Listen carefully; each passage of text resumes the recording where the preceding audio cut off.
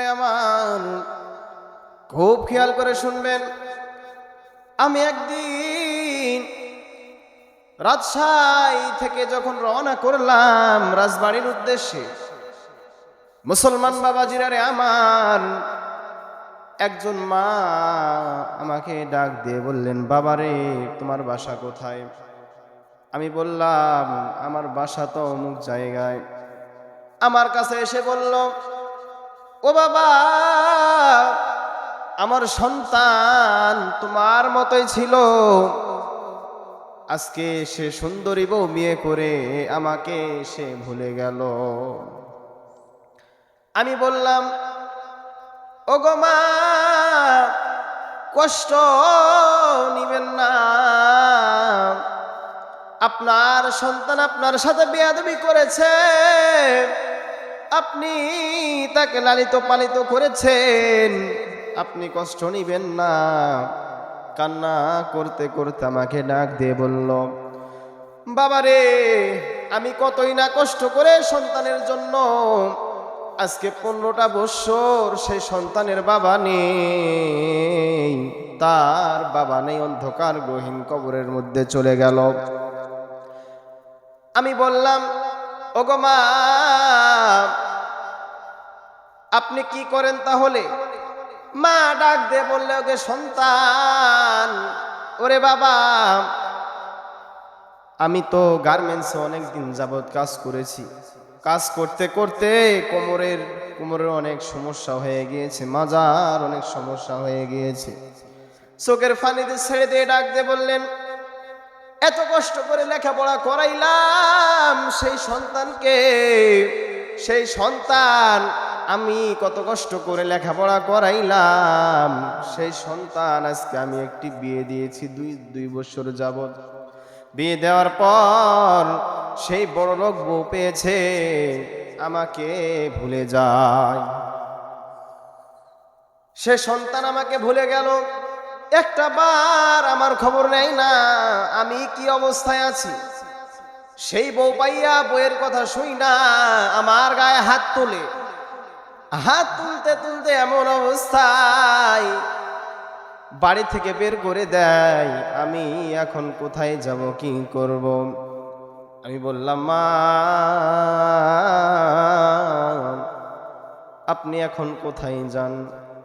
তখন ডাক দিয়ে বললেন, ওরে বেটা, আমি তো যাই, আমার একটি মেয়ে আছে, মেয়ের বাসায় যাব, মেয়ের বাসায় যে থাকবো, মেয়ে অনেক কান্না করে। মুসলমান বাবাজিরা রে আমার, খুব খেয়াল করে শুনবেন। তুমি কিভাবে মাকে কষ্ট দাও, তুমি কিভাবে মাকে গালি দাও, তুমি কিভাবে মার গায়ে হাত তোলো। ও মুসলমান বাবাজি, খুব খেয়াল করে শুনবেন। সেই গর্ভধারিণী মা আপনার জন্য কত কষ্ট করলো, জীবনটারে শেষ কইরা ফালাইলো। সে মা কতই কষ্ট করলো, মানুষের বাসায় বাসায় কাজ করলো। অনেক বাবা আছে, অনেকের মানে অন্ধকার গহীন কবরের মধ্যে চলে গেল, কোনোদিন বুঝতে দেয় নাই। এই পরীক্ষার ফির টাকা, ফর্ম ফিলআপের টাকা কোনোদিন সেই মা বুঝতে দেয় নাই। সেই মা অন্ধকার গহীন কবরের মধ্যে চলে গেল। মুসলমান বাবাজিরা রে আমার, সেই মার কথা একবার মনে পড়ে না, সেই জনম দুঃখিনী মার কথা একবার মনে পড়ে না। সেই মা কবরের মধ্যে চলে গেল। আপনি সুন্দরী বিয়ে করলেন, বিয়ে করার পর বউর কথা মতো মার গায়ে আপনি হাত তোলেন। যদি মার গায়ে যদি হাত তুলে থাকেন, সেই কবরের মধ্যে আপনার এমন বড় বড় আযাব হবে।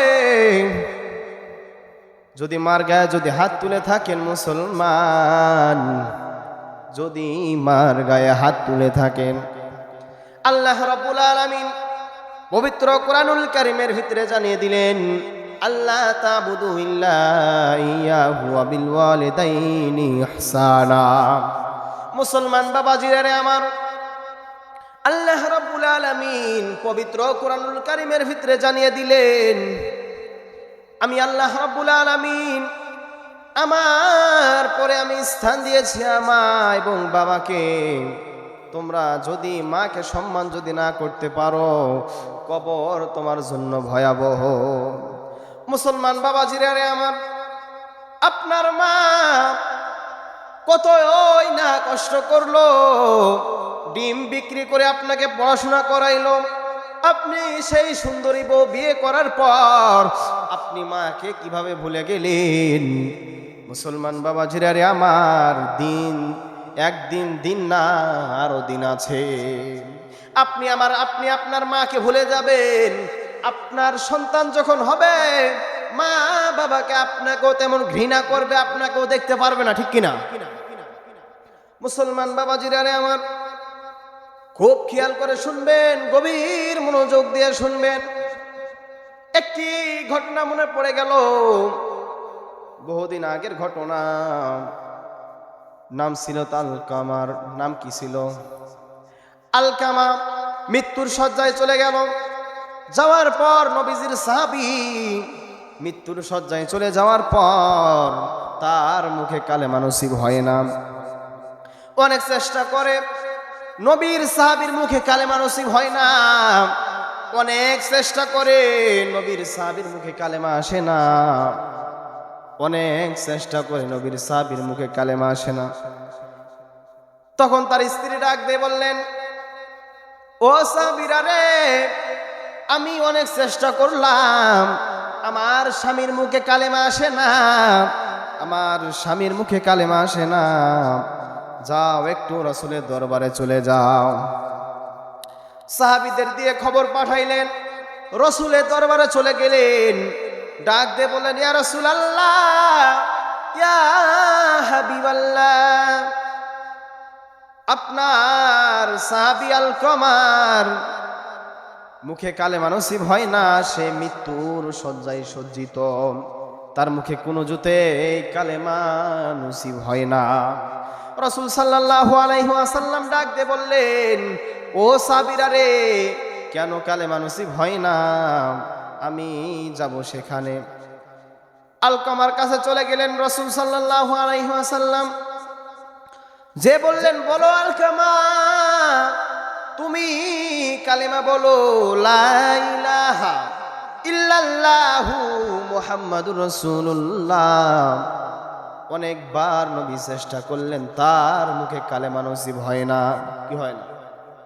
তার মুখে কালেমা নসিব হয় না। একবার নয়, দুইবার নয়, অনেকবার চেষ্টা করলেন, তার মুখে কালেমা আসে না।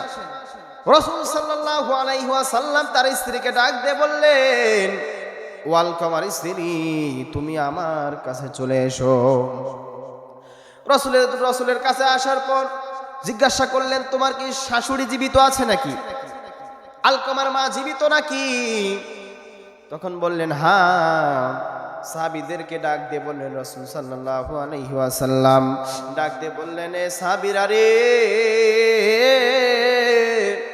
যাও যাও, আলকামার মা কোথায় আছে খুঁজে নিয়ে এসো। সাহাবীরা চলে গেলেন খোঁজার জন্য। খুঁজতে খুঁজতে অনেকক্ষণ পর খুঁজে পেয়েছে। আলকামার মাকে ডাক দিয়ে বললেন, আলকামার মা, আপনার সন্তান মৃত্যুর শয্যায়। আলকামার মা ডাক দিয়ে বললেন, না, আমি যাব না, আমি সেখানে যেতে চাই না। তখন সাহাবীরা ডাক দিয়ে বললেন, চলুন, আপনাকে রাসূল সাল্লাল্লাহু আলাইহি ওয়াসাল্লাম ডেকেছে। রাসূল সাল্লাল্লাহু আলাইহি ওয়াসাল্লামের কথা শুনে সেখানে চলে গেলেন।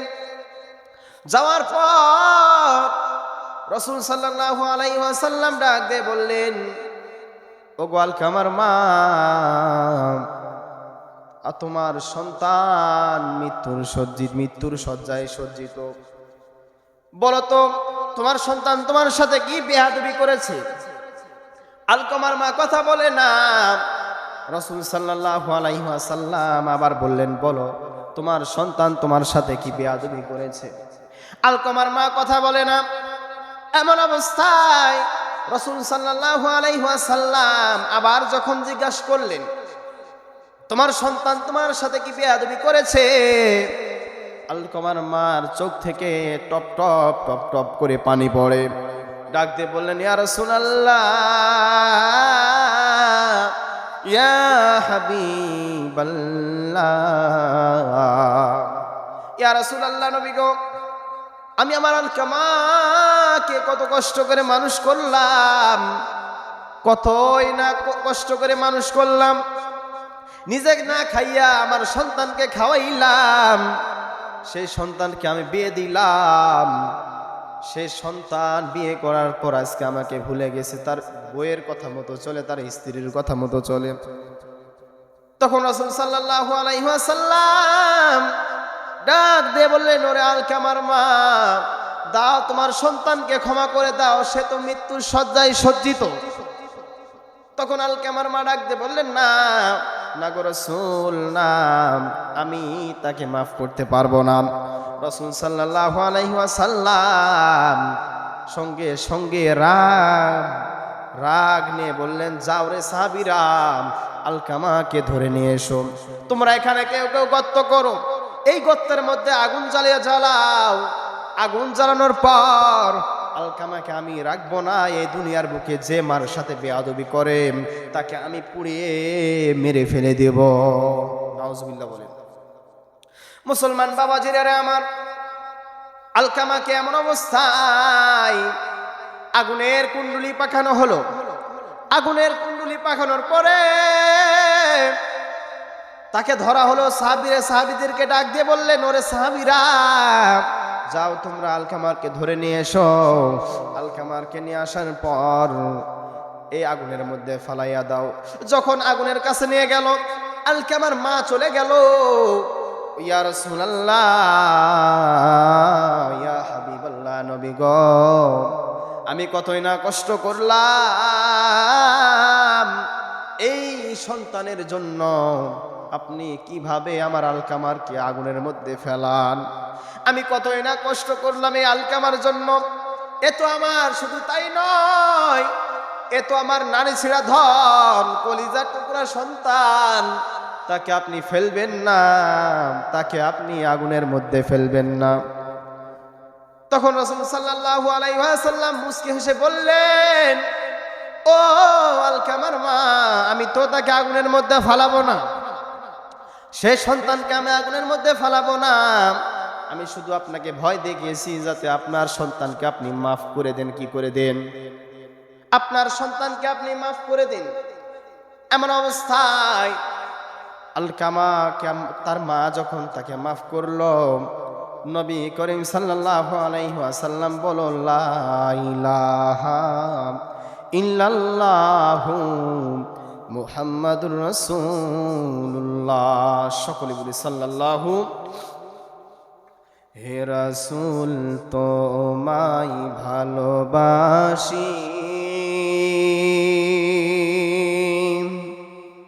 অন্তরে শুধুই, মুখে নয়, জান্নাতের আশায় নয় হে রাসূল, জাহান্নামে কেউ ডরি না।